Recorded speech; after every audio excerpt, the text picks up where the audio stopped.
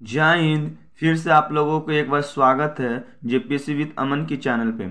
आज की क्लास में साथियों आप लोगों को सेमेस्टर 2 के स्टूडेंट जो भी होंगे, जो कोर पेपर 3 पॉलिटिकल साइंस जिनका भी होगा, उनके लिए यह क्लास बहुत ही हेल्पफुल होने वाला है। आई होप यह क्लास आप लोगों को बहुत अच्छा लगने वाला है।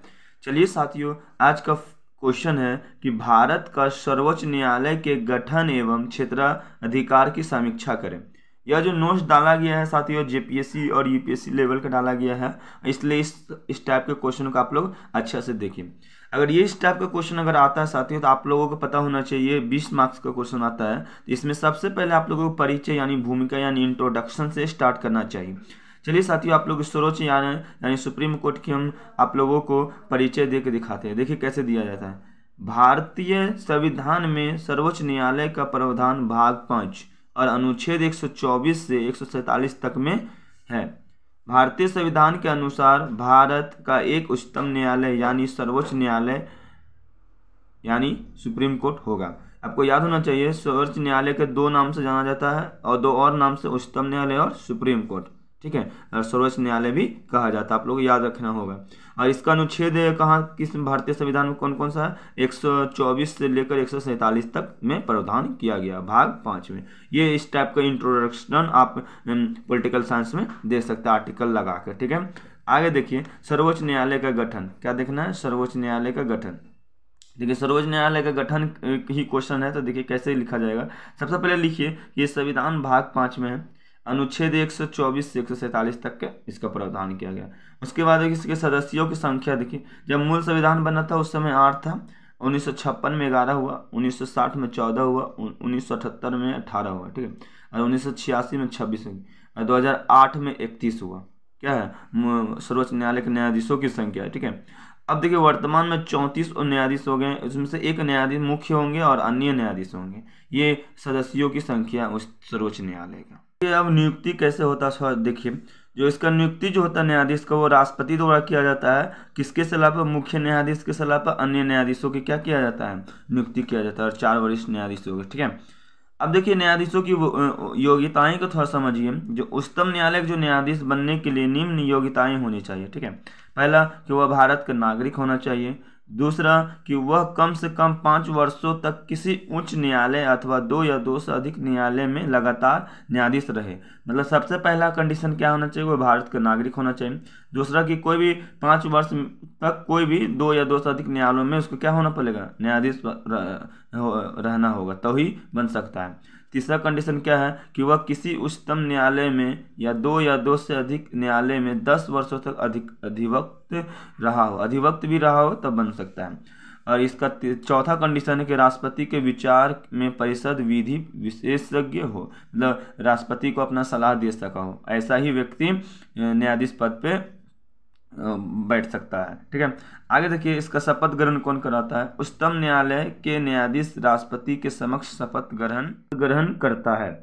यदि राष्ट्रपति नहीं है तो उसके द्वारा नियुक्त व्यक्ति के समक्ष पद ग्रहण करने से पूर्व शपथ ले लेता। यानी जो न्यायाधीश होते हैं वो किसके समक्ष शपथ ग्रहण करता है? राष्ट्रपति। अगर राष्ट्रपति नहीं है तो उसके द्वारा जो नियुक्त किया गया कोई भी अधिकारी होंगे उनके सामने शपथ लेगा। इसके अलावा न्यायाधीश किसी भी न्यायालय के वकालत कर सकता है। अब देखिए न्यायाधीश का कार्यकाल कितना होता है? तो उच्चतम न्यायालय के जो न्यायाधीश होते हैं वह 65 वर्ष की अवस्था पूर्ण होने अपने पद पर कार्य करता है। यानी ये नहीं है कि आप कि 5 साल में आपको रिटायरमेंट मिल जाएगा, नहीं, ऐसा नहीं है। आप 65 वर्ष का आयु जब तक आप करना पूरेगा तब तक आप रिटायर नहीं हो सकते हैं। जब 65 वर्ष मान लीजिए आपका हो गया, 2 वर्ष ही बचा हुआ काम किए और 65 वर्ष हो गया तो आप रिटायर हो जाइएगा। तो इस अवस्था से पहले भी न्यायाधीश अपने इच्छा अनुसार राष्ट्रपति को अपना त्यागपत्र दे सकता है। अगर मान लीजिए आपको कुछ हो नहीं करना है काम, तो आप इससे पहले भी त्यागपत्र राष्ट्रपति जी को दे सकते हैं। ठीक है, आगे देखिए न्यायाधीशों के वेतन भत्ते।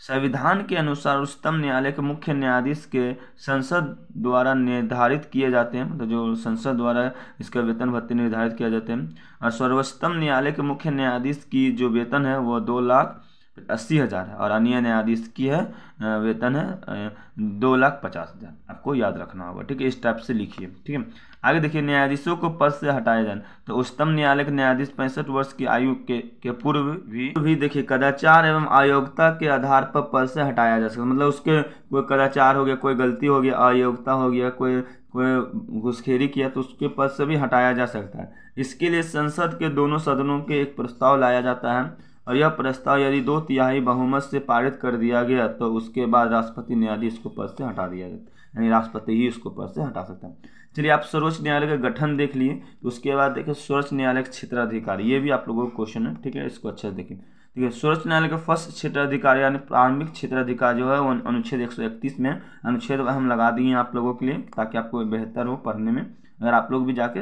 देख सकते हैं। देखिए, उच्चतम न्यायालय को प्रारंभिक क्षेत्राधिकार प्राप्त है जब कोई विवाद संघ सरकार तथा राज्य सरकार के बीच हो तब, ठीक है। दूसरा है जब कोई विवाद संघ सरकार तथा कोई एक राज्य या एक से अधिक राज्यों के बीच में हो तो भी हो सकता है, और जब कोई विवाद 2 या 2 से अधिक राज्यों के बीच में हो, ठीक है। इस प्रकार के समस्त विवादों को प्रारंभिक रूप में सुनवाई सर्वोच्च न्यायालय में करेंगे, ठीक है, किए जाएंगे। अब देखिए, अपील का अधिकार अनुच्छेद 132 में, इसको जरा देखिए आप लोग। सर्वोच्च न्यायालय देश के सर्वोच्च अपील न्यायालय है, और सर्वोच्च न्यायालय में को संवैधानिक, दीवानी और फौजदारी मामले में सभी उच्च न्यायालय के विरुद्ध अपील सुनाने का अधिकार है, ठीक है। आगे देखिए, 3rd नंबर है कंडीशन कि संसद विधि द्वारा उच्चतम न्यायालय को अपील सुनने का विशेष अधिकार दे सकती है, यह अनुच्छेद 134 में, ठीक है। आगे देखिए कि उच्चतम न्यायालय एक अभिलेख्य न्यायालय है, इसे अपनी अवमानना के लिए दंड देने का भी अधिकार है, ये अनुच्छेद कितना 129 है। आगे देखिए, सर्वोच्च न्यायालय को 5 रीट निकालने का अधिकार प्राप्त है, इसके तहत वह 5 रीट जारी करता है, यह अनुच्छेद 139 में है। देखिए वो 5 रीट कौन कौन सा रीट है। पहला है बंदी प्रत्यक्षीकरण, क्या है बंदी प्रत्यक्षीकरण, दूसरा परमादेश, तीसरा प्रतिषेध, चौथा उत्प्रेषण, और 5वां अधिकार प्रतीक्षा, ठीक है। ये 5 रीट है जो उच्च न्यायालय क्षेत्राधिकार के अंदर में आता है। आगे देखिए, उच्चतम न्यायालय द्वारा घोषित विधि भारत के राज्य क्षेत्र के भीतर सभी न्यायालयों पर लागू होगी, यह अनुच्छेद 141 में है।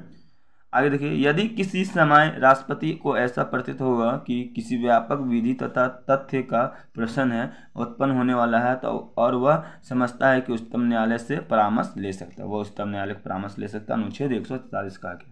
देखिए, आप लोगों को क्वेश्चन था कि उच्चतम न्यायालय का गठन, तो हम उच्चतम न्यायालय का गठन दे, पहले परिचय दिए, गठन दिए, उस बताएं।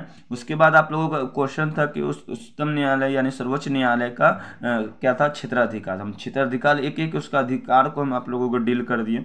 इस टाइप आप लिखिएगा तो आप लोगों को मार्क्स मिलेगा।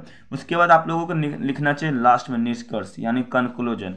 आप इस वीडियो हम जो आप लोगों को समझाए हैं इसमें से आप क्या समझे हैं, इसको आप इन कंक्लूजन में लिख कर आप लोग कमेंट करके बताइए कितना आप लोग लिख पाते हैं। तब तक के लिए बाय बाय, टेक कर, फिर मिलेंगे नेक्स्ट क्लास लेकर। आप तब तक के लिए इस चैनल पर जुड़े रहें।